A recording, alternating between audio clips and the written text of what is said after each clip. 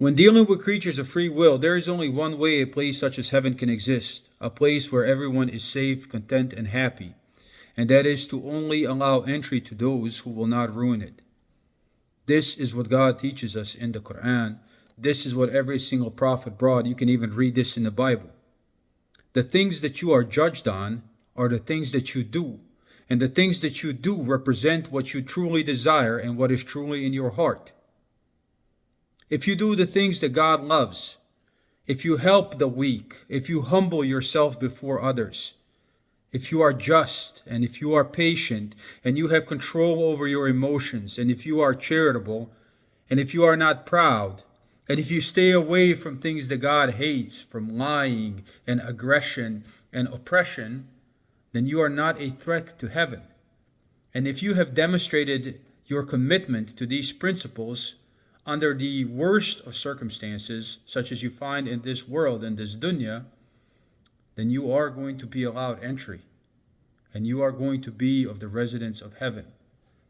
If you fail, if you are fasik, a person that is defiantly disobedient to God, if you repeatedly do things that God hates, if you are proud, if you talk behind people's backs, if you ruin their reputations, if people are not safe from your hands or your mouth, then you are a threat to heaven. If you allow people like that into heaven, it can't be heaven anymore, because the underlying concept of heaven is that everyone has to be happy. And if you go in there with that kind of behavior, you are going to destroy somebody's happiness. And this is the judgment. Read the Quran. You can even read the Bible.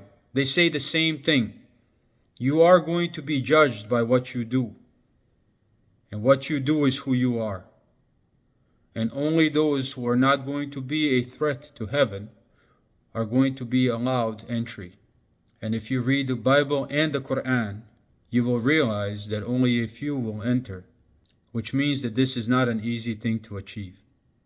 It requires effort, and this effort is called jihad in Arabic. Everyone is tested, and everyone has to put forth effort. And this is what we are taught.